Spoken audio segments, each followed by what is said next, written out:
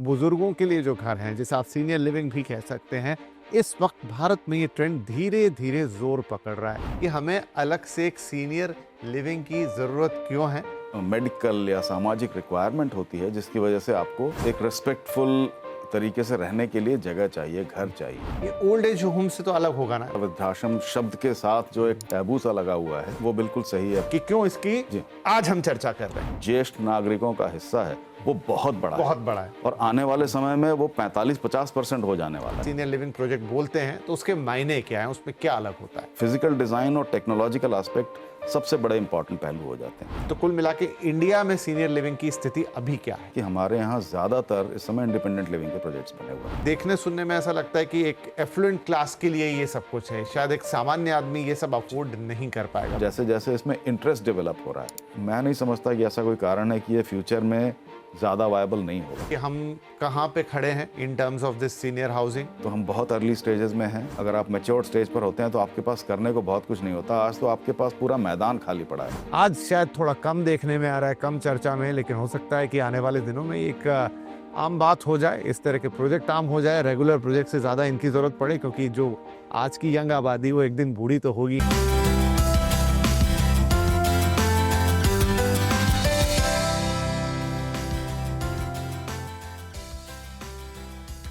Hello and welcome, बहुत स्वागत है आपका द रियल एसेट शो में। और अब ये है पावर्ड बाय सिग्नेचर ग्लोबल, तो बहुत बहुत स्वागत। और आपके साथ मैं हूं आपका होस्ट विपिन भट्ट, एक बार फिर से लेकर हाजिर हैं द रियल एसेट शो का ये ताज़ा तरीन एपिसोड। और आप जानते ही हैं, अब तो भली भांति परिचित भी हैं कि हम रियल एस्टेट के एक अलग अनछुए पहलू को हर बार शो में आपके लिए लेकर आते हैं और उस पर थोड़ा डीप डाइव करते हैं, थोड़ी विस्तार से बातचीत करते हैं, उसकी गहराई में जाने की कोशिश करते हैं। पर्पस यही कि रियल एस्टेट के लिए जो आपकी अंडरस्टैंडिंग है वो दिन पर दिन बेहतर हो। तो रियल एस्टेट का छोटा या बड़ा या किसी भी तरह का कोई भी डिसीजन जब आपको लेना हो तो आप एक इन्फॉर्म्ड डिसीजन ले पाएं। और रियल एस्टेट में यकीन मानिए इस वक्त हिंदुस्तान में बहुत कुछ हो रहा है। मतलब सिर्फ ये घर, मकान, दुकान, प्लॉट तक बात नहीं रह गई है, बहुत सारे काम काज हो रहे हैं, बहुत वैरायटी में रियल एस्टेट डेवलप हो रहा है। और आज का भी शो ऐसे ही एक पर्टिकुलर टॉपिक पर फोकस कर रहा है, और वो है सीनियर लिविंग का। जी हाँ, बुजुर्गों के लिए जो घर हैं, जिसे आप सीनियर लिविंग भी कह सकते हैं,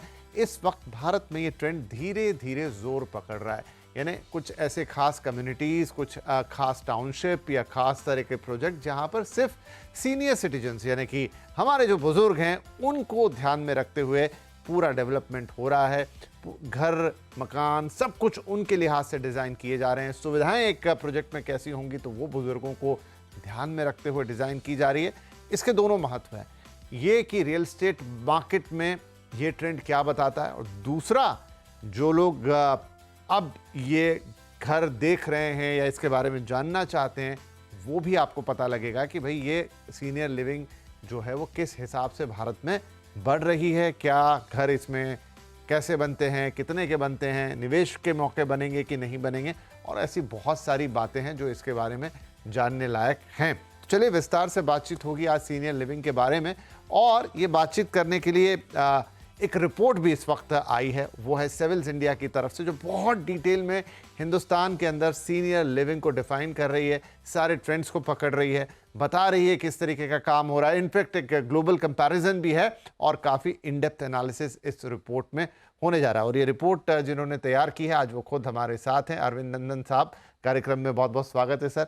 और मैं दर्शकों को आपका परिचय दे दूं, अरविंद नंदन जी मैनेजिंग डायरेक्टर है research and consultancy civils India में, और इस तरह की कई रिपोर्ट्स पे काम कर चुके हैं। आज ये स्पेशल रिपोर्ट, तो सर बहुत स्वागत है आपका और बहुत बधाई भी इस रिपोर्ट के लिए।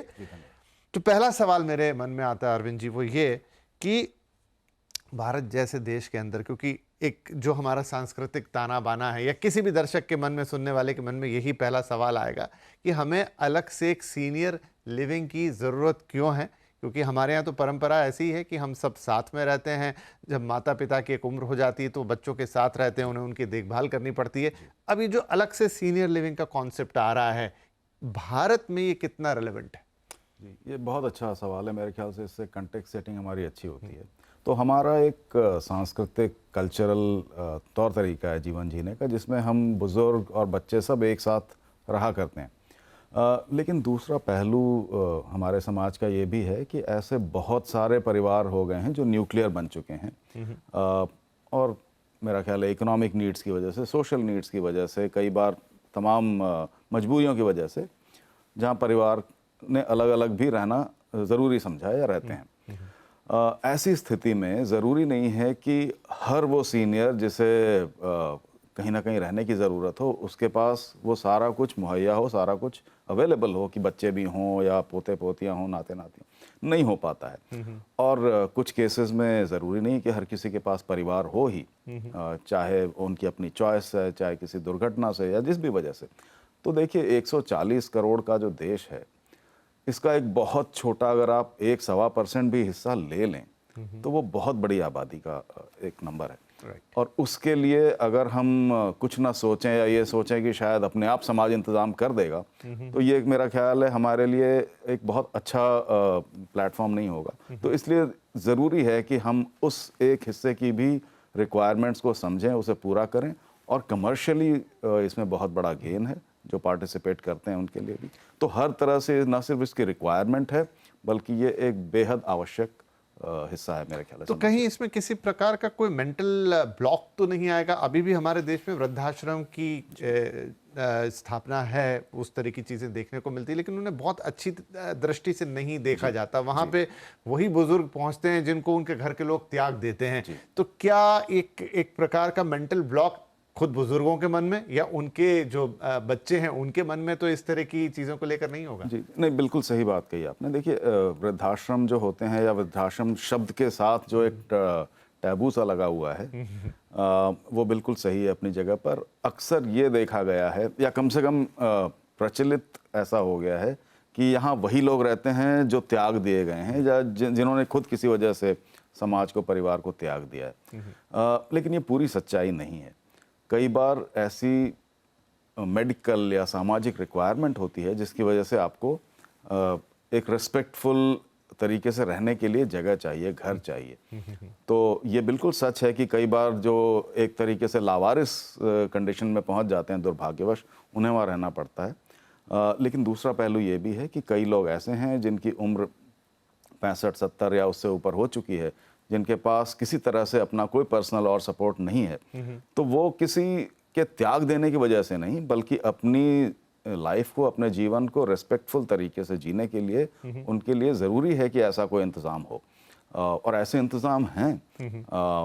वृद्धाश्रम में न सिर्फ वो लोग रहते हैं जो त्याग दिए गए हैं, बल्कि कई ऐसे लोग जिनका अपना पूरा परिवार है, लेकिन जिन्हें 24 घंटे की मेडिकल केयर चाहिए होती है। हम सब ने अपने अपने परिवारों में कभी न कभी ये स्थिति देखी है कि एक पर्टिकुलर अवस्था के बाद 24 घंटे घर पर अगर आप केयर नहीं करवा सकते, तो आपको ज़रूरत पड़ती है ऐसे संस्थानों की या ऐसी फैसिलिटीज़ की, जहाँ पर आपके अपने बुजुर्ग, जो आपको आज भी उतने ही प्रिय हैं, लेकिन उनको 24 घंटे अगर आप उनको केयर में रखना चाहते हैं, तो वहाँ पे कुछ समय के लिए या लंबे समय के लिए रखना पड़ता है।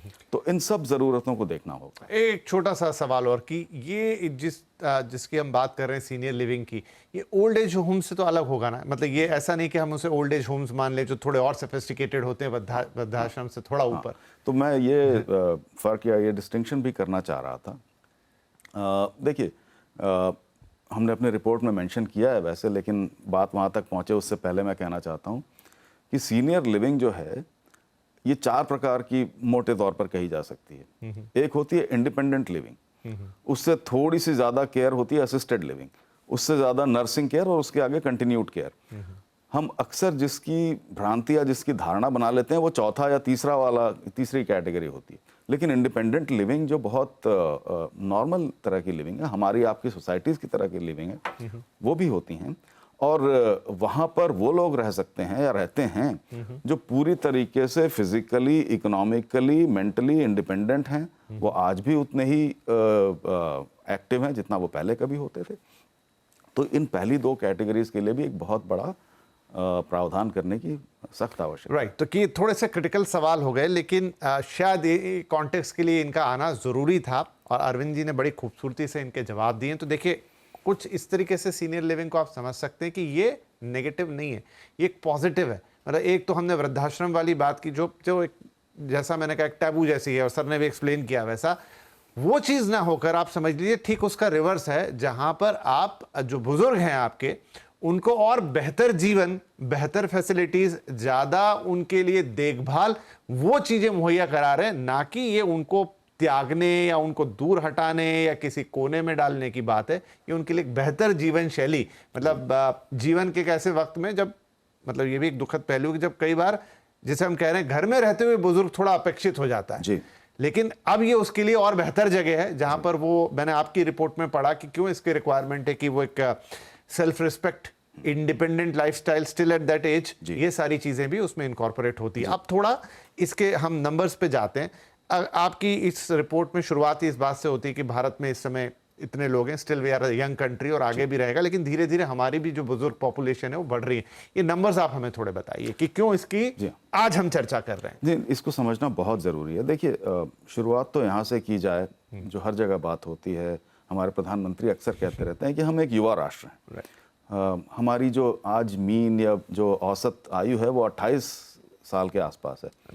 हम सब उस हिसाब से काफ़ी बुजुर्ग हैं लेकिन ये कभी ना कभी आगे बढ़ती जाएगी। जो औसत है, चीन भी हमारी तरह था, लेकिन आज उनकी औसत आयु 40 के आसपास पहुंच गई।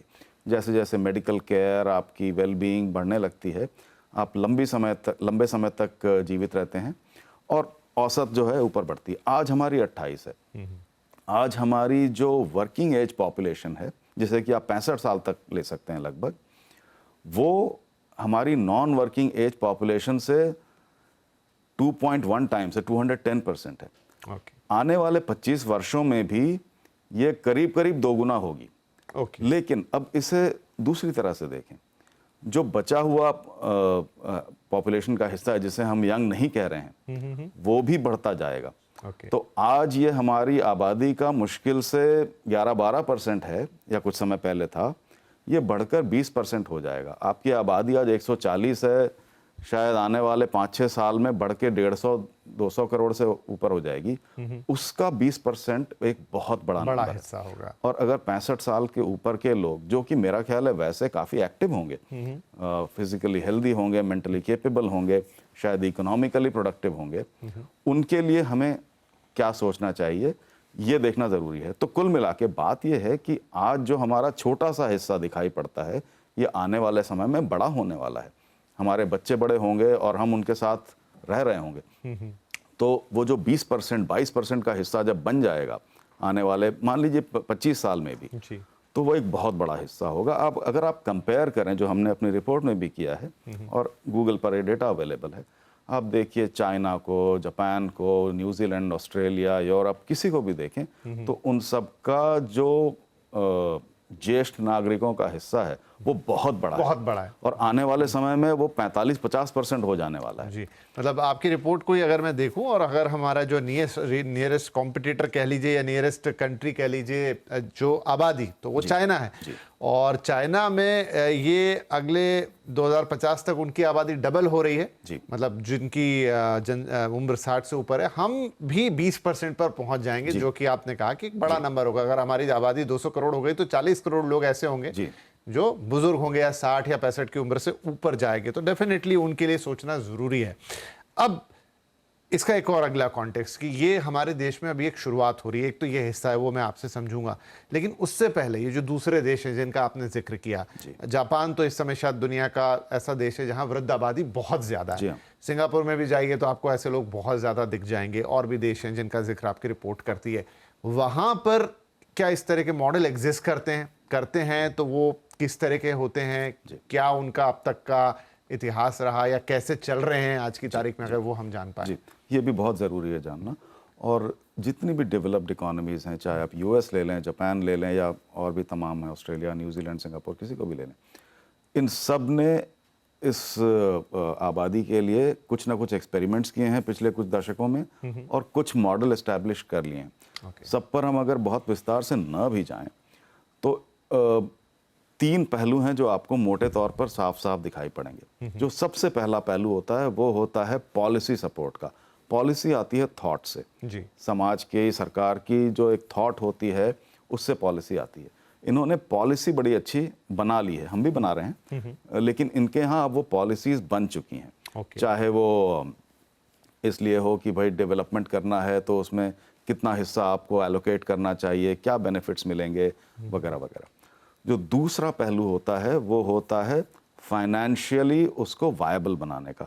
देखिए, दुनिया तो आखिर फाइनेंशियली वायबल होगा कोई काम तभी करेगी उसे, वरना चाहे आप कितना भी उसका मोरल एस्पेक्ट ले आएँ, अगर फाइनेंशियली वायबल नहीं हुआ तो अक्सर प्रोडक्ट्स फेल हो जाते हैं। फाइनेंशियली वायबल करने के लिए उसमें भी पॉलिसी का एंगल आता है, लेकिन आपको ये देखना पड़ता है कि इसमें जो कॉस्टिंग हो वो इस तरह के हो कि माकूल हो, जो इन्वेस्टर हैं उन्हें रिटर्न ऐसा मिले कि वो उसमें इन्वेस्ट करना चाहें, उनका इंटरेस्ट बना रहे।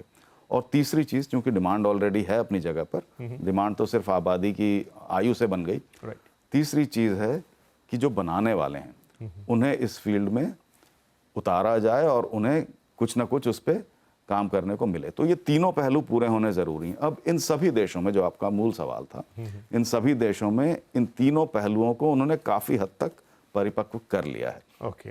तो पॉलिसी के तौर पर आप देखें तो उन्होंने लगभग सब ने अपने यहाँ किसी तरह कुछ कंपल्शंस डाल रखी हैं, कुछ बेनिफिट्स डाल रखे हैं, कुछ टैक्स ब्रेक्स डाल रखे हैं, और फाइनेंशियली वायबल करने के लिए कई चीज़ों पर वहाँ पर जैसे जीएसटी है नहीं एप्लीकेबल होगा, टैक्स एप्लीकेबल नहीं होगा, हो सकता है कि आपको सस्ते दरों पर अवेलेबल कर दिया जाए प्रोडक्ट। ओके। और डेवलपर्स जैसा आप देखते हैं लगातार उनके लिए फंडिंग और पार्टनरशिप्स अवेलेबल हैं। तो ये तीन पहलू जो हैं ये तीनों उन्होंने लगभग जमा लिए हैं। ओके। अगर हम अपनी बात करें तो हम अभी काफ़ी शुरुआती दौर में हैं, हालांकि हमारे यहाँ बहुत प्रोजेक्ट्स बन गए हैं। उस पे आते हैं कि इंडिया इन तीनों पहलुओं, पॉलिसी फ्रेमवर्क से लेकर ये तमाम चीज़ों पर कहाँ खड़ा हुआ है। लेकिन उससे पहले दर्शकों की सहूलियत के लिए मैं सिर्फ आपसे समझना चाहूँगा कि जब हम कहते हैं कि सीनियर लिविंग या senior living project in terms of real estate, क्या खास होता है उसके अंदर? बाकी जैसे हम प्रोजेक्ट देखते हैं उनसे क्या अलग होता है? वैसे शुरू में आपने 3-4 अलग अलग कैटेगरीज का एक हल्का एग्जाम्पल, मतलब एक प्रिलिमिनरी एग्जाम्पल दिया था, लेकिन अब विस्तार से मैं समझना चाहूँगा कि जब आप सीनियर लिविंग या सीनियर लिविंग प्रोजेक्ट बोलते हैं तो उसके मायने क्या हैं, उसमें क्या अलग होता है? देखिए, ये भी ऐसा है जो थोड़ा सा जटिल लगता है, लेकिन बहुत जटिल है नहीं। इनफैक्ट हमने अपने रिपोर्ट में इस पर ब्रीफली एक छोटी सी बात की है जो कि अंत में है। जो भी रिपोर्ट देख रहे होंगे वो देख सकते हैं कि जो फ्यूचर है वो तीन चीज़ों से फिर डिटरमिन होगा। तो ये तीन का आंकड़ा बार बार आ रहा है, कंफ्यूज ना हो। सबसे पहला इसमें फिर ये है कि जो रेगुलेटरी फ्रेमवर्क है आपका वो बहुत पुख्ता होना चाहिए। ओके, जो चीज़ इसको इनेबल करती है और आज की तारीख में खासकर रेलेवेंट है वो है टेक्नोलॉजी सपोर्ट। ये हम अक्सर मिस कर जाते हैं क्योंकि हमारे लिए टेक्नोलॉजी सपोर्ट, खासकर रियल एस्टेट के सेंस में, अपने आप बंद हो जाने वाली लाइटें और इस तरह की चीज़ें हैं, लेकिन इससे कहीं बढ़कर है। तो जैसे जो सीनियर लिविंग के प्रोजेक्ट्स हैं जहाँ पर ज़्यादातर आप उम्मीद करते हैं वो लोग हैं जो 65-70 की आयु के हैं, और अक्सर उनकी एक रिक्वायरमेंट होती है मेडिकल। तो कितनी हद तक आपका मेडिकल डेटा इंटीग्रेटेड है वहाँ रहने वालों के प्रोफाइल के साथ में, कब उनकी क्या रिक्वायरमेंट है, कितना आप ऑटोमेट कर सकते हैं। मान लीजिए कि किसी की रेगुलर चेकअप्स हैं या किसी की इमरजेंसी रिक्वायरमेंट्स हैं या किसी को तुरंत आपको ट्रांजिट पॉइंट पे पहुंचाना है, कितना आपने डिस्टेंस मेंटेन किया हुआ है, 5 किलोमीटर के डिस्टेंस पर है या 10 किलोमीटर के डिस्टेंस पर है नियरेस्ट रेलवे स्टेशन से या बस स्टॉप से। तो डेटा इंटीग्रेशन और टेक्नोलॉजी का सपोर्ट जो है और उसको फिर रियल लाइफ इंफ्रास्ट्रक्चर से लिंक कर पाना, ये बहुत बड़ा पहलू है। जहाँ तक इंटीरियर डिज़ाइन की बात है इसमें भी टेक्नोलॉजी का बहुत बड़ा रोल है। तो मैं एक बहुत छोटी सी बात कहना चाहूँगा। हम देखते हैं अक्सर हम घरों में बरामदे से अगर बाहर आते हैं तो 2 सीढ़ी या 2 स्टेप्स उतर के आते हैं। बरामदे से अपने मेन घर में पहुँचते हैं तो कई बार एक संकन सा फ्लोर होता है। अक्सर सीनियर लिविंग के घरों में इस तरह के जो डिज़ाइन एलिमेंट्स हैं वो ना डाले जाएं, नहीं डाले जाते, क्योंकि आप ये नहीं जानते कि इस बार बार चढ़ने उतरने की प्रोसेस में आप किसका क्या एक्सीडेंट करवा दें। फॉल जो होता है वो एक बहुत बड़ा कारण है इंजरी का सीनियर एजेस में। जो गिर पड़ते हैं लोग, अक्सर हमने सुना है कोई बाथरूम में गिर पड़ा, कोई कहीं गिर पड़ा। फॉल यानी कि जो शरीर का बैलेंस है ये एक बहुत इंपॉर्टेंट पहलू हो जाता है जैसे जैसे हम वृद्धावस्था में पहुंचते हैं। आखिर शरीर का जो डिज़ाइन है वो पैरों के 2 पॉइंट पर इतने सारे मास को सपोर्ट करने के लिए आइडियल नहीं है और इसलिए ये फॉल अक्सर हो जाया करती है। तो हम मेडिकल और दूसरे पहलू में ना जाते हुए सिर्फ इतना कह सकते हैं कि इन चीज़ों को ध्यान रखते हुए डिज़ाइन, फिजिकल डिज़ाइन और टेक्नोलॉजिकल एस्पेक्ट सबसे बड़े इंपॉर्टेंट पहलू हो जाते हैं। तो रेगुलेटरी सपोर्ट है और ये टेक्नोलॉजी एंड डिज़ाइन के एलिमेंट हैं। इन 3 चीज़ों का रोल बहुत बढ़ जाता है एक आम घर की तुलना में या एक आम स्टूडियो या एक आम ऑफिस की तुलना में। तो मैं इसको ऐसे समझूं अरविंद जी की शुरुआत करते हैं, जो ज़मीन होगी जहां पर ये बनेगा तो वो लोकेशन ऐसी होगी जहां आसपास में हॉस्पिटल्स हों, शायद कुछ बेसिक नीड्स की चीज़ें हों, मतलब एक बुजुर्ग व्यक्ति के लिए या एक ऐसे व्यक्ति के लिए जिसकी उम्र 60 या उससे ऊपर है, उसको क्या क्या रिक्वायरमेंट हो सकती है स्वास्थ्य से लेके अन्य, तो ऐसी लोकेशन पे पहली बात तो इसको बनाएंगे। दूसरी चीज आपने कहा डिजाइन एलिमेंट, जो शायद बहुत इंपॉर्टेंट होगा। शायद दिखने में वो वैसे ही घर दिखे या वैसी बिल्डिंग दिखे जिसमें आप और हम या रेगुलर लोग रहते हैं, लेकिन इंटरनल डिजाइन स्टेप्स कैसे लगाए हैं, लिफ्ट में अंदर जाने वॉल की पे सपोर्ट है या नहीं। आपने बाथरूम का जिक्र किया और वाकई में एक बड़ी समस्या, डोर की नॉब्स, हाँ, छोटी छोटी बातें हैं। कई बार हमें अपनी नॉर्मल लाइफ में ध्यान नहीं आता, हम नॉब को यूं घुमा के खोल लेते हैं। जरूरी नहीं है कि हर किसी के लिए घुमा लेना और पुश करना आसान हो। बिल्कुल। तो ये डिज़ाइन चेंज हो जाता है। कई बार सिर्फ टच से ऑपरेट हो जाए ये होता है।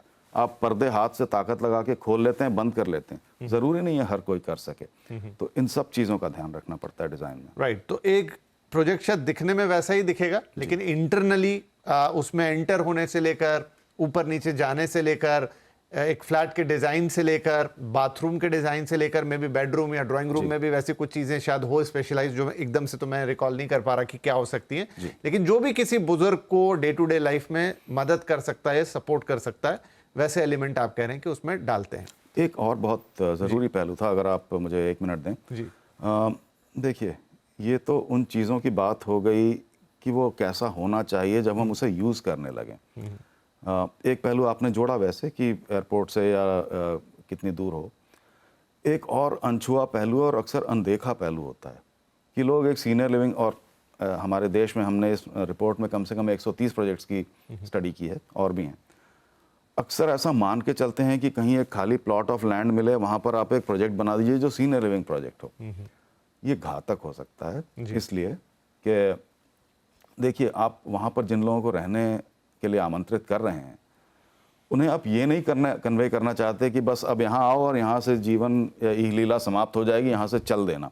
ये एक बहुत डिप्रेसिंग सा माहौल हो सकता है कि आप एक ऐसी जगह आ गए जो आपकी ज़िंदगी का आखिरी ठौर है, अब यहाँ से और कहीं नहीं जाना है। इससे साइकोलॉजिकली आप किसी को स्वस्थ नहीं रख सकते।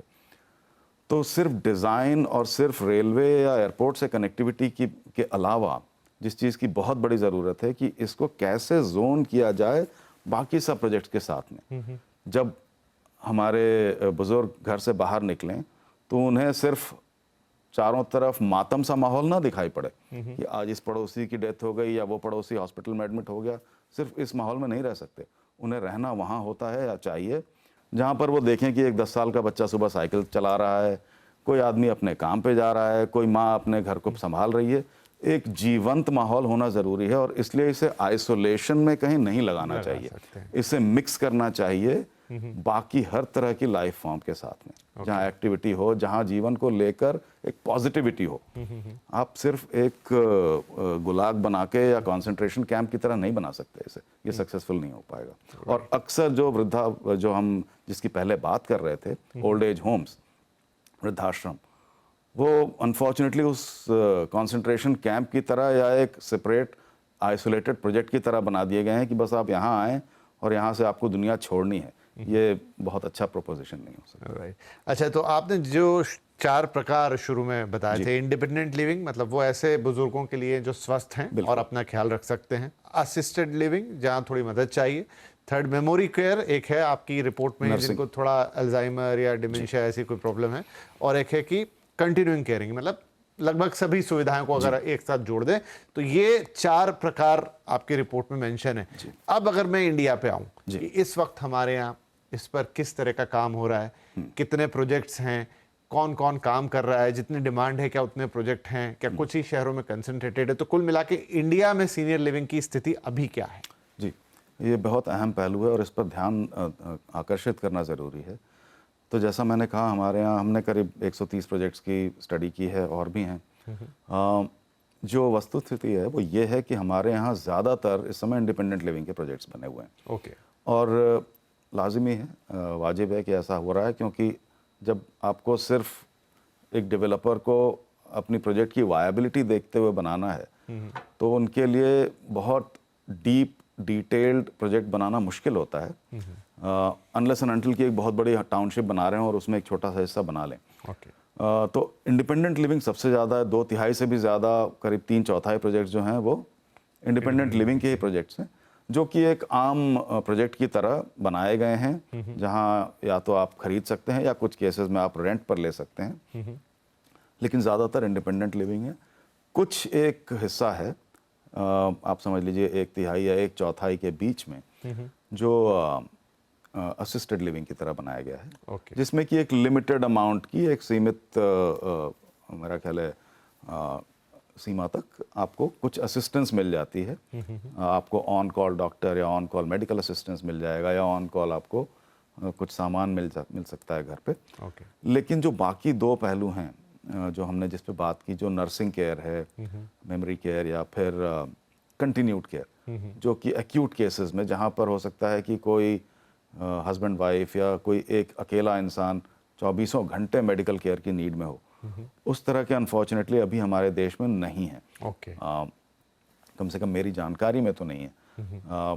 तो उन पर काम करने की ज़रूरत है, और मैं फिर घूम के वहीं आऊँगा। ये तब हो पाएगा जब आप उन तीनों पहलुओं को टैकल कर लें, यानी कि पॉलिसी, रेगुलेटरी लेवल पर आप इसको बहुत पुख्ता कर लें, ताकि लोग बना सकें और फाइनेंशियली ये बन सके। वरना पहले और दूसरे कैटेगरी के तो प्रोजेक्ट्स हैं। हाँ, और वो मतलब जहाँ पर एक इंडिपेंडेंट लिविंग वाला, तो मैं समझ लूँ कि एक तरह का नॉर्मल ही प्रोजेक्ट है, बस ये कि वहाँ पर वो खास बुजुर्ग, उसमें डिज़ाइन का थोड़ा सा एलिमेंट वैसा रहेगा। और दूसरा असिस्टेड, जहाँ थोड़ा छोटा मोटा असिस्टेंस, जहाँ आपको शायद तुरंत एम्बुलेंस मिल जाए या तुरंत इस तरह की सुविधा मिल कुछ जाए। ऐसी एनजीओज और एजेंसीज हैं प्राइवेट, जो कि अपनी तरफ से उन असिस्टेंस को प्रोवाइड कर रही हैं ऐसे प्रोजेक्ट्स के आसपास। अच्छा, मैं एक चीज़ जो इसमें देख रहा हूँ वो ये है, बहुत सारे सवाल इकट्ठे एक तो मन में आ रहे हैं, क्योंकि इतना इंटरेस्टिंग भी है ये पूरा विषय। चलिए, तो 2 सवाल हैं। पहले एक सवाल पूछ लेता हूँ, वो है कि मैंने जो आप ही की रिपोर्ट देखी, उसमें डेटा ये बता रहा है कि मेजॉरिटी ऑफ जो सीनियर लिविंग प्रोजेक्ट है वो भी साउथ इंडिया में है, बाकी हिस्सों में थोड़े कम है। इसका कोई खास कारण? बड़ा मुश्किल है कह पाना कि क्यों है, और ये एक तरह से अचंभित भी करता है कि ज़्यादातर जो प्रोजेक्ट्स बने हैं, शायद एक्सपेरिमेंट की वजह से, शायद प्राइसिंग की वजह से, ऐसा मेरा मानना है, ये वहाँ पर ज़्यादा वायबल हो पाए हैं। और वैसे अनरिलेटेड बात है, लेकिन हमने अक्सर देखा है कि इंडिया में रियल एस्टेट के एक्सपेरिमेंट्स अक्सर साउथ से होते आए हैं। जैसा अगर आप याद करें, 25 साल पहले जो रिटेल रेवोल्यूशन हुई थी, वो भी साउथ से ही शुरू हुई थी। हमारी आईटी रेवोल्यूशन भी ज़्यादातर साउथ से ही शुरू हुई है। तो कोई इसकी बहुत क्लियर वजह फिलहाल अनफॉर्चुनेटली हम नहीं देख पाए हैं। पर ये आपने बिल्कुल ठीक पॉइंट आउट किया है विपिन जी, ज़्यादातर जो प्रोजेक्ट्स बने हैं वो साउथ में बने हैं, लेकिन इसके अंदर कुछ और भी उलझे हुए छोटे छोटे पहलू हैं। साउथ में, या बल्कि मैं कहूँ साउथ में, वेस्ट में, ईस्ट में, सब जगह इन प्रोजेक्ट्स का फोकस जो है वो बड़े शहरों की तरफ है, जबकि नॉर्थ में इसमें बड़े और छोटे शहरों का बड़ा इवन सा मिक्स है। तो छोटे शहरों में भी उतने ही है जितने बड़े शहरों में है। अच्छा। तो नॉर्थ में ये थोड़ा सा एक बैलेंस हमें ज़्यादा दिखाई पड़ता है। पर मेरा ख्याल है हम इतना बड़ा देश हैं, इतना बड़ा कैनवस है, कि जैसे जैसे समय बीतेगा, जैसे जैसे सरकार, और ख़ासकर मैं मेंशन करना चाहूँगा हमारी जो मिनिस्ट्री ऑफ सोशल जस्टिस और एम्पावरमेंट है, जैसे जैसे उनका ध्यान इस तरफ आकर्षित होगा, वैसे उन्होंने कुछ पॉलिसीज़ निकाली हैं। तो आई एम वेरी श्योर कि ये आगे न सिर्फ साउथ, न सिर्फ अलग अलग हिस्सों में, बल्कि मेट्रोज और नॉन मेट्रोज दोनों में बनना शुरू होंगे। ओके। मेरे मन में एक बात आ रही थी, शायद बहुत सारे लोगों को बुरी लग जाए, लेकिन हल्के उसमें ही कह रहा हूँ कि हाँ, वो इनोवेशन की जो आप बात कर रहे थे वो हमारे बॉलीवुड में भी दिखती है। मतलब हाल फिलहाल में तो हमको जो सारा नया एक्सपेरिमेंट है वो साउथ की फिल्मों में ही होता हुआ नजर आता है। तो ये बात सही है कि साउथ, इस विषय पर मेरी कोई पकड़ नहीं है, तो मैं आपसे सहमत हूँ। हाँ, मैंने कहा अभी ना कि पता नहीं, शायद वो कंट्रोवर्सी में ये बातचीत चली जाए, लेकिन ये हल्के तौर पर मैंने कहा, मजाक के तौर पर कहा। तो लेकिन आपने भी जो बात बताई कि हाँ, कोई खास ऐसा आप कारण नहीं ढूंढ सकते कि क्यों साउथ में ही ज़्यादा हो रहे हैं? मेरा ख्याल है लेकिन कि प्राइसिंग एक बहुत बड़ा कारण होता है। ओके। और हम जब नॉर्थ साउथ या किसी भी हिस्से की बात करते हैं तो हम दिल्ली, एनसीआर, बॉम्बे, पूना, इन सब बड़े शहरों की तरफ पहले ध्यान जाता है, रियल एस्टेट के टर्म्स में खासकर। और दुर्भाग्यवश इन सब जगहों पर ज़मीनें इतनी ज़्यादा महंगी हैं कि आप किसी भी तरह का कोई सोशल वेलफेयर वाला प्रोजेक्ट आसानी से कर नहीं पाते। जी। रेंटल हाउसिंग, इससे थोड़ा अलग अगर विषयांतर कर लें, रेंटल हाउसिंग भी करना इसीलिए बहुत मुश्किल है इन बड़े शहरों में, क्योंकि लैंड जो है आपकी 30-40 करोड़ प्रति एकड़ या उससे भी ज़्यादा कि अगर लैंड है, आप किस तरह इसे मुनासिब कर पाएंगे, फीजिबिलिटी नहीं बन पाती। और मेरा ख्याल है ये एक बहुत बड़ा कारण होगा। राइट। तो आते हैं, प्राइसिंग भी बहुत इंपॉर्टेंट फैक्टर होगा इसमें, उस पर आता हूँ। मैं एक चीज़ और समझना चाह रहा था आपसे कि ज़्यादातर जो मैं डिज़ाइन देख पा रहा हूँ, अब चूंकि बुजुर्ग हैं तो स्वास्थ्य की समस्या है, वो पहली चीज़ आती है कि भाई कोई भी अगर एक उम्र के ऊपर निकल चुका है तो शायद शारीरिक स्वास्थ्य सबसे पहला उसका एक होगा। लेकिन इसके अलावा भी बुजुर्गों का बहुत कुछ है। तो क्या इन प्रोजेक्ट्स के अंदर वैसा ओरिएंटेशन भी रहता है कि मतलब एक 60 या 65 साल के व्यक्ति की लाइकिंग्स कैसी होंगी, वो क्या चीज़ें कर रहा, अगर वो स्वस्थ है? ये तो इमरजेंसी वाला केस हो गया कि उसकी स्वास्थ्य बिगड़ जाए तो क्या सुविधाएं हैं, लेकिन डे टू डे में बुजुर्गों को क्या चीज़ें पसंद हैं, या उनके तरह के गेम्स, या उनके तरह का एंटरटेनमेंट, या उनके तरह का भोजन, या उनके तरह का खाना, तो क्या ये सारे पहलू भी हमें इन प्रोजेक्ट्स में देखने को मिलते हैं other than the health facilities? जी जी। और हमने रिपोर्ट में कुछ नाम भी दिए हुए हैं, कुछ प्रोजेक्ट्स जो कि बड़े सोच समझ कर बनाए गए हैं। मेरा ख्याल है आपके चैनल पर भी आते हैं प्रांजपे और इस तरह के लोग जी। तो इसमें काफ़ी थॉट के साथ इसे किया जाता है। आपने बात की हेल्थ केयर की, एंटरटेनमेंट की या इंटरेस्ट की, मैं एक पहलू और जोड़ना चाहता हूँ। देखिए, अक्सर जो रिटायर हो चुके हैं या किसी वजह से अब एक्टिव इकोनॉमिक लाइफ में नहीं है, वो इकोनॉमिकली बड़े प्रोडक्टिव होते हैं और बहुत अनुभव वाले लोग होते हैं। उन्होंने शायद अपनी उम्र के 40-45 साल अपने आप को घिस कर पक्का कर लिया होता है अपने फील्ड में। मान लीजिए कोई अकाउंटेंट है, मैं बिल्कुल साधारण एग्जांपल ले रहा हूँ, मान लीजिए कोई लाइब्रेरियन रहा है या कुछ और करता रहा है। ऐसा तो नहीं है जिस दिन वो रिटायर हो गया, जिस दिन उसने काम करना बंद कर दिया, उस दिन वो सब भूल गया, बल्कि उस दिन के बाद से उसको वो यूज़ नहीं कर सकता, ऐसा नहीं है। अक्सर ये वो लोग हैं जिनके पास अनुभव का भंडार है, जिनके पास देने को बहुत कुछ है। तो न सिर्फ एंटरटेनमेंट, अगर वो चाहें, अगर किसी ने बहुत अच्छी स्किल डेवलप की है कि क्रॉस ब्रीडिंग कैसे की जाती है तमाम मान लीजिए पौधों की, वो इन सब चीज़ों के लिए वो अवेलेबल हैं। और अगर इन प्रोजेक्ट्स को इस तरह से डेवलप किया जाए, न सिर्फ जोनिंग के पॉइंट ऑफ व्यू से, न सिर्फ डिज़ाइन के पॉइंट ऑफ व्यू से, कि इनकी क्षमता को पूरी तरह आप हार्नेस करें, तो आज जो प्रोजेक्ट बन रहे हैं वो डेफिनेटली इस बात का ध्यान रखते हैं कि उनकी मेडिकल केयर हो सके, उनके इंटरेस्ट के एवेन्यूज़ मिल सकें, वो एक्सरसाइज कर सकें, वॉक कर सकें, रन कर सकें, टेनिस खेल सकें यदि चाहें। लेकिन इस पहलू को भी ध्यान देने की ज़रूरत है। जब आपके 40 करोड़ वो लोग होंगे जो इकोनॉमिकली आपकी जीडीपी को बहुत कुछ दे सकते हैं जी, और शायद वो बदले में बहुत कुछ मांगेंगे भी नहीं, तो इससे अच्छा प्रोपोजिशन और क्या हो सकता है। तो न सिर्फ आप ये सोचें समाज के तौर पर कि हमें इन्हें क्या क्या देना है, हमें कैसे कैसे इनकी देखभाल करनी है, बल्कि ये सोचें कि वो अभी और कितना कुछ देने वाले हैं, शायद आने वाले 20-25 साल तक। मेरा ख्याल है 80-85 की उम्र तक तो लोग बड़े आराम से काम कर सकते हैं। वो लोग भी कर सकते हैं जिन्हें किसी तरह की छोटी मोटी कोई असुविधा हो शारीरिक, कोई अगर बेड रिडन है तो उसकी बात अलग है। तो ये एक ऐसा पहलू है जिस पर बहुत गहन विचार करके और इस पर इम्प्लीमेंट करने की ज़रूरत है। तो प्रोजेक्ट वो बने जहाँ पर आप उनका ख्याल रखें, पर वो भी बने या उसी में ऐसा कर दें जहाँ उनको बहुत कुछ करने का मौका मिले। बहुत सारे लोग ऐसे हैं, हमने अपने घरों में देखा है, अपने माता पिता को, अपने बुजुर्गों को, जो कि उस उम्र के बाद भी पूरी तरह प्रोडक्टिव हैं। अगर वो दिन में 8 घंटे काम नहीं कर रहे हैं तो 5 घंटे तो आराम से कर रहे हैं। बिल्कुल। तो क्यों ना उसको इस्तेमाल किया जाए। नहीं नहीं, सही बात है बिल्कुल। और ये बड़ा अच्छा आइडिया भी है आपका कि मतलब उनके लिए क्या करना है वो तो ठीक ही है, लेकिन उनकी प्रोडक्टिविटी को और उनको आप कैसे हार्नेस करें, उनकी एनर्जीज को कैसे यूज कर सकते हैं, वो भी उतना ही इंपॉर्टेंट है। उससे वो खुश भी रहेंगे और शायद हो सकता है कि कमाई का कोई साधन भी उनको मिलता है और उन्हें किसी पर डिपेंड करने की जरूरत नहीं है। उनके बच्चे अगर विदेशों में हैं तो बच्चे वहाँ कमाते खाते हैं, ये यहाँ पे रहते कमाते हैं, दोनों किसी न किसी तरीके से जूम से या स्काइप से मिलते रहते हैं, तो इससे अच्छा और क्या हो सकता है। जी, अब आते हैं इसके उस पहलू पर जो कि शायद सबसे ज़्यादा सोचने वाला पहलू है, वो है प्राइसिंग। तो 2-3 सवाल मेरे एक साथ हैं इसमें कि इस तरह के प्रोजेक्ट की कॉस्ट या मतलब जो कीमत है, क्या वो ज़्यादा होती है? क्योंकि इसमें रियल एस्टेट तो है, जैसा बाकी रियल एस्टेट होता है, लेकिन चूंकि इसमें एक्स्ट्रा सुविधाएं भी हैं, फैसिलिटीज़ हैं, और मेडिकल केयर तो वैसे ही अपने आप में एक थोड़ी महंगी चीज़ है, तो क्या ये महंगे होते हैं? नंबर 1। नंबर 2, अगर चलिए घर तो आ गया आपका, लेकिन जो सुविधाएं हैं उसके लिए अलग से पैसे लग रहे हैं, तो क्या वो बहुत महंगी हैं, ऑप्शनल है, कैसी हैं? और इनको खरीदने वाले कौन है? क्योंकि एक 60 साल का बुजुर्ग या 65 साल का बुजुर्ग अपने जीवन में तो एक घर कोई खरीद चुका है, तो क्या वो इनको नए सिरे से खरीद रहे हैं, या क्या उनके बच्चे उन्हें खरीद के दे रहे हैं?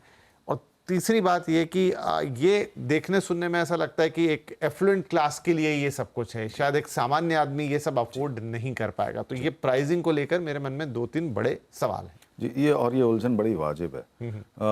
देखिए, आज चूंकि हमारा मॉडल अभी बहुत डेवलप नहीं हुआ, मैच्योर नहीं हुआ है, तो आज तो ज़्यादातर आउटराइट यानी कि सेल पर अवेलेबल हैं, जो कि सस्ते भी हैं और महंगे भी हैं, और कुछ एक जो हैं वो रेंटल मॉडल पर अवेलेबल हैं। तो ग्लोबली क्या होता है उसकी बात भी करेंगे। तो आज ज़्यादातर वो हैं जो कि इन्वेस्टमेंट के तौर पर लोग खरीद लेते हैं, उसमें कुछ 40, 50, 60 लाख के भी हैं, 70 लाख के भी हैं, कुछ 2-2.5 करोड़ के भी हैं। तो नेचुरली जो आपने कहा कि अफ्लुएंट क्लास ही उसको खरीद पाता है, और अक्सर लोग अपने लिए खुद खरीद लेते हैं समय रहते। या कुछ केसेस में उनके परिवार, उनके बच्चे वो इन्वेस्ट कर देते हैं जिसमें कि वो जाके रह सकें। तो ये एक बड़ा साधारण सा और आम सा मॉडल चल रहा है। रेंटल मॉडल में ये है कि कोई ना कोई इन्वेस्टर पार्टी इन्वेस्ट करेगी, और रेंट जो है वो 25,000, 30,000, 40,000 से लेकर 1 लाख रुपए तक के मासिक रेंट पर अवेलेबल हैं। तो वो भी महंगे हो जाते हैं, 20-25 हज़ार भी कोई सस्ता नहीं हुआ देश की, अगर हम। और ये ऐसे समय पे होगा जब उनकी एक्टिव कमाई बंद हो चुकी है, या तो वो अपने पेंशन्स पे हैं, या फिर उनके पास जो भी सेविंग्स है, जो सेविंग्स है उससे, या उनके बिहाफ पर अगर कोई और रेंटल पे कर रहा है, तो इस तरीके से। तो ये इस तरह के मॉडल हैं, और इसका मूलभूत कारण यही है कि ये एक आम रियल एस्टेट प्रोडक्ट की तरह ही बन रहे हैं। इसमें कोई एक्स्ट्रा सपोर्ट नहीं है फाइनेंशियल, या एक्स्ट्रा कोई फिस्कल सपोर्ट नहीं है। लेकिन अगर मॉडल एडवांस हो जाए, जो कि बाहर होने लगे हैं, तो उसमें ये प्रोजेक्ट जो हैं इनमें पहले शुरू में ही काफ़ी सारी कॉस्टिंग की, टैक्स की और तमाम तरह की FSI की बेनिफिट्स डाल दी जाती हैं। तो मान लीजिए कि कोई अगर 10 लाख स्क्वायर फुट कहीं पर बना रहा है, उसमें अगर उसने 10,000 स्क्वायर फुट इसके लिए बना दिया, सिर्फ जैसे हमारे यहाँ SRA होता है, हाँ जी, तो उसके लिए आप अलग से बेनिफिट दे सकते हैं। और हमारी महाराष्ट्र की और हरियाणा की 2 सरकारों ने तो कम से कम कुछ पॉलिसीज़ तो बना ही ली हैं, तो एक्स्ट्रा FSI डाल देते हैं। उसके लिए कुछ कंडीशंस तय कर दी जाती हैं कि आपको इसे इस तरह से लोकेट करना है, वगैरह वगैरह। तो उस केस में क्या होता है, इसकी जो औसत कॉस्टिंग है वो बड़ी वायबल होती है, और फिर इसे आप या तो एक किसी इन्वेस्टर को, लॉक स्टॉक एंड बैरल जिसे हम कहते हैं, कि पूरा का पूरा यूनिट आपने किसी इन्वेस्टर को दे दिया जो आने वाले 10-15 साल तक उसमें इन्वेस्टेड रहेंगे, और फिर वो उसे रेंट पर बड़े वाजिब दामों पर उपलब्ध करा सकते हैं, तमाम फैसिलिटीज़ के साथ। लेकिन अगर ये सिर्फ एक खरीदार के ऊपर आ जाए, तो उसे तो अपने बचाए हुए पैसों से, या फ्यूचर की किसी इनकम से, या अपने किसी सगे संबंधी की इनकम से ही करना पड़ता है। तो ये इसमें फ़िलहाल एक अपरिपक्वता है, और ये हमारी आज की वास्तविकता, रियलिटी है कि ये आज इस तरह से है। लेकिन उम्मीद ये है कि जैसे जैसे इस पर अटेंशन बढ़ रहा है, और जैसे जैसे इसमें इंटरेस्ट डेवलप हो रहा है, हमने कुछ फंडिंग टाइप्स के भी नाम दिए हैं, तो इन्वेस्टर्स का भी इंटरेस्ट आ रहा है। तो मैं नहीं समझता कि ऐसा कोई कारण है कि ये फ्यूचर में ज़्यादा वायबल नहीं होगा। मेरा ख्याल है हो जाएगा, पर आज तो रेंटल और आउटराइट। तो इस समय अरविंद जी कितना काम हो रहा है, मतलब कितने डेवलपर होंगे, कितने प्रोजेक्ट्स होंगे जो इस वक्त इंडिया में ऐसे चल रहे हैं? और मैंने ये भी पढ़ा आपकी रिपोर्ट में कि शायद टाटा, गोदरेज जैसे कुछ बड़े जो एस्टेब्लिश प्लेयर्स हैं वो भी अब इसकी तरफ देख रहे हैं। जी, तो बिल्कुल सही कहा आपने, और ख़ासकर ये वो नाम हैं जो देश के कॉन्ग्लोमरेट हैं, जो न सिर्फ बिजनेस करते हैं बल्कि ये जनरल सोशल वेलफेयर के लिए बहुत काम करते हैं, चाहे गोदरेज हो, टाटा हो, या तमाम और दूसरे भी हों। तो आज हमारे देश में जो टोटल इसमें हमने जो हिसाब किया है, 20,000 के आसपास करीब यूनिट्स हैं, ओके, प्रोजेक्ट्स हैं। लेकिन ये आने वाले समय में 5-6 साल में, या मैं समझता हूँ 10 साल में इसके दोगुने से भी ज़्यादा होंगे। ओके, और ये अच्छी बात ये है कि ये न सिर्फ साउथ में जैसा हमने पहले देखा, बल्कि देश के हर हिस्से में बन रहे हैं अब। गोदरेज ने ऑलरेडी कुछ प्रोजेक्ट्स पे काम करना शुरू किया है, और एक मॉडल जो अपनाना शुरू किया है, मेरी समझ से अच्छा मॉडल है, कि एक बड़ी टाउनशिप में या मिनी टाउनशिप में कुछ प्रोजेक्ट ऐसे तैयार करके वो किसी दूसरे डेवलपर को उसमें इनवाइट कर लेते हैं, अच्छा, जो उसमें इंटरेस्टेड हो करने में, जिनकी स्किल हो उसको बनाने में, जो उसको ऑपरेट करना भी चाहते हो। तो ये एक तरह से एक ट्राईपार्टाइट हो गया कि जो मास्टर डेवलपर है उसने किसी एक दूसरे डेवलपर को लॉन्ग लीज पर या किसी दूसरे अरेंजमेंट के जॉइंट डेवलपमेंट के तहत बुला लिया, इनवाइट कर लिया, और फिर तीसरी पार्टी जो है वो खुद इन्वेस्टर है, एंड यूज़र की तरह। ओके, तो इन सब मॉडल्स के बेसिस पर ये बन सकता है। तो आने वाले समय में तो ये 40-50 हज़ार हो जाएगा, ऐसी उम्मीद है जी। और आज ही अगर हम देखें तो नॉर्थ, साउथ, ईस्ट, वेस्ट सब जगह लगभग 2-4 हज़ार के बीच में अवेलेबल हैं। ओके, और ये तब हैं जबकि हमारे पास कोई बहुत प्लान्ड सपोर्ट नहीं है, कोई बहुत प्लान्ड मैकेनिज्म नहीं था। जैसा मैंने पहले कहा, मिनिस्ट्री की एक अवयव नाम की पॉलिसी है, जो कि अच्छी पॉलिसी है, कुछ समय पहले बनी है। ओके, उसके और दूसरी पॉलिसीज़ के तहत कुछ ना कुछ इंसेंटिव लोगों ने थोड़े बहुत देखे हैं, किए हैं, लेकिन अब चूंकि इस पर ऑर्गेनाइज लेवल पर काम हो रहा है, खासकर जो महाराष्ट्र की जो पॉलिसी आई है, महाराष्ट्र रेरा के तहत आई है जी, उसमें उन्होंने कई तरह की इसमें इंसेंटिव डाल दिए हैं कि एफएसआई आपके पास एक्स्ट्रा होगी, आपको बड़े प्रोजेक्ट का 20% हिस्सा इसमें डेडिकेट करना होगा, आपको ये देखना होगा कि 5 किलोमीटर से ज़्यादा आपकी डिस्टेंस ना हो नियरेस्ट ट्रांजिट पॉइंट से, इस तरह से। तो ये कर देने की वजह से, बेनिफिट दे देने की वजह से काफ़ी प्रोजेक्ट्स आने की उम्मीद है, अनलेस एंड अनटिल की कोई दूसरी प्रॉब्लम ना खड़ी हो जाए। फिलहाल ऐसा लगता नहीं, तो मैं समझता हूँ काफ़ी प्रोजेक्ट्स आएंगे। हाँ, क्योंकि मुझे भी मैंने हाल फिलहाल में जो सेमिनार्स वगैरह अटेंड किए हैं, या जो रियल एस्टेट बॉडीज़ हैं, चाहे वो क्रेडाई है, नरेडको है, वहाँ पर काफ़ी ज़्यादा सीनियर लिविंग की बातें आप सुनी हैं। तो इसका मतलब है कि शायद डेवलपर्स उस तरफ भी देख रहे हैं या उनका इंटरेस्ट भी है। वाइबिलिटी एक बात रहेगी, जैसा आपने कहा अभी महाराष्ट्र और हरियाणा, आई थिंक हरियाणा का नाम आपने लिया था, ऐसे 2 स्टेट हैं, उन्होंने तो बाकायदा पॉलिसीज़ दी हैं। लेकिन अगर इसे देशव्यापी तरीके से देखा जाए तो, क्योंकि शायद सेंट्रल पॉलिसी तो शायद इसमें आए, क्योंकि हमारे यहाँ लैंड जो है स्टेट्स का सेंटर की पॉलिसी हो सकती है, जैसे सेंट्रल रेरा है हमारा, या कोई भी एक मास्टर पॉलिसी, तो और वो ministry of housing, ministry of social justice and empowerment के तहत ही बन सकती है जी, और उसके बाद स्टेट्स उसके अंदर अपनी पॉलिसी बना सकते हैं उसके तहत।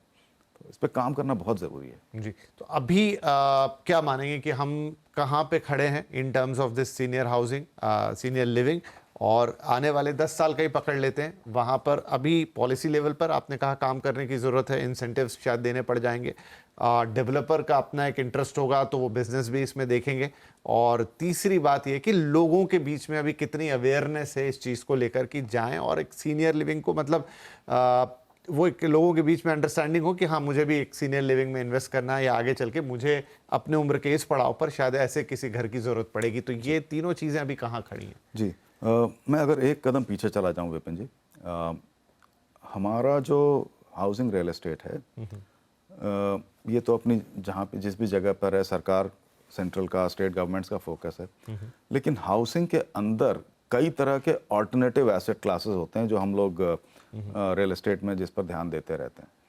Senior living, student living, shared living, ऐसे तमाम हैं, और हर एक की अपनी अपनी इम्पोर्टेंस है। इन तीनों के केस में, आपके सवाल पर आ रहा हूँ, हम बहुत अर्ली स्टेजेस में हैं। ओके, मेरा ख्याल है बिल्कुल नेसेंट स्टेज है, या नेसेंट स्टेज से ज़रा सा बाहर निकले हैं। सीनियर लिविंग पर चूंकि बात हो रही है, तो जैसा मैंने बताया कि इस समय हमारे पास जितने भी प्रोजेक्ट हैं, और आप उसकी तुलना कीजिए कि आपके पास कितने सारे सीनियर सिटीज़न हैं इस देश में, राइट, है ना, तो हम शायद आज उस नीड का 4-5% या 2% तक भी केटर नहीं कर रहे हैं। तो हम बहुत अर्ली स्टेजेस में हैं, जिसका मेरा ख्याल है सबसे बड़ा जो इम्प्लिकेशन है वो ये है कि आपके पास करने के पूरे मौके हैं। अगर आप मैच्योर्ड स्टेज पर होते हैं तो आपके पास करने को बहुत कुछ नहीं होता। आज तो आपके पास पूरा मैदान खाली पड़ा है, तो आप करते चले जाएं, आने वाले 10 साल तक इस पर काम करते रहें, और ये लगातार इसकी डिमांड बनी रहेगी। आपको करना सिर्फ ये है कि आप ऐसा रेगुलेटरी एनवायरनमेंट बनाएं कि जो फंडिंग एजेंसीज़ हैं उनका इंटरेस्ट इसमें आए, ओके। और जो डेवलपर हैं वो इसको करना मुनासिब समझें, क्योंकि इसको इस्तेमाल करने वाले तो वैसे ही आपको मिल जाएंगे। राइट। इतना बड़ा देश है, इतनी आबादी है, तो 20, 25, 30 करोड़ लोग तो हैं ही। उसका 1% अगर आप ले लें तो 20-25 लाख लोग तो आपको वैसे भी मिल जाएंगे। 20-25 लाख की अगर आप जोड़ियां भी निकाल लें कि हस्बैंड वाइफ हैं तो 10 लाख लोग तो हैं। 10 लाख यूनिट तो वैसे भी बिकने हैं, तो कहाँ 20,000, कहाँ 10 लाख। तो बहुत बड़ी अपॉर्चुनिटी हमारे पास है, अर्ली स्टेजेस में है। वापस जाता हूँ, न सिर्फ सीनियर लिविंग बल्कि लगे हाथ में कह दूँ स्टूडेंट लिविंग, आज स्टूडेंट्स हर जगह जा रहे हैं, शेयर्ड लिविंग, इन सब पर काम करने की ज़रूरत है। सब में हम बहुत अर्ली हैं। लोगों का इंटरेस्ट कितना है? कुछ अगर आपकी रिपोर्ट में डायरेक्टली मेरे पढ़ने में तो ऐसा कोई पॉइंट नहीं आया, लेकिन लोगों का रिस्पॉन्स या लोग इस तरह के कितने घर ऐसे खरीदने चाहते हैं, या इस समय जो प्रोजेक्ट हैं उनके सेल्स फिगर या उनमें लोगों का इंटरेस्ट, अगर ऐसी कोई इंसाइट हो। जी जी, अच्छा सवाल है। इस पर हमारी रिपोर्ट में डायरेक्ट जिक्र नहीं है, लेकिन मैं अपनी सामान्य जानकारी से कहना चाहूँगा। मैंने कुछ सीनियर लिविंग प्रोजेक्ट्स को विजिट करके देखा है, और जिसको भी देखा है वो एक भी ऐसा प्रोजेक्ट नहीं था जो खाली पड़ा हो जिसको लोग यूज़ ना कर रहे हों। ओके। तो लोग आते हैं, लोग रहते हैं, कई लोग तो वहाँ बड़े शौक से, बड़े चाव से रहते हैं। तो ऐसा नहीं है कि लोगों का इंटरेस्ट नहीं है, ज़रूरत भी है, इंटरेस्ट भी है। और एक चीज़ मैं और कहना चाहता हूँ विपिन जी, हम जब इस सेगमेंट की बात करते हैं तो हमारी नज़र में सिर्फ वो लोग आते हैं जिनकी कमर झुक गई हो, जिनके बाल सफ़ेद हो। लेकिन मैंने ये भी देखा है ऐसे कई लोग हैं जो लाइफ में अभी अर्ली स्टेज में हैं, शायद 55-56 की उम्र के हैं, लेकिन वो भी चाहते हैं कि हम इसमें इन्वेस्ट कर लें अपने भविष्य के लिए। और एक आध केस में मैंने अपनी पर्सनल लेवल पे देखा कि एक व्यक्ति हैं जिनका परिवार नहीं है, तो उन्होंने ये फैसला किया कि 55-56 साल की उम्र होते होते मैं वहाँ चला जाऊँ ताकि मैं बड़ी सेफली अगले 25-30 साल रहूँ, कोई शारीरिक प्रॉब्लम नहीं है, कुछ नहीं है। तो दोनों तरह से, न सिर्फ वो वृद्ध जो कि मजबूर हो गए हैं, बल्कि वो भी जो शायद वृद्ध हैं या नहीं है लेकिन मजबूर भी नहीं है, उनके लिए भी रिक्वायरमेंट है। हम बनाएं तो सही, देखिए प्रोडक्ट कैसे बिकता है।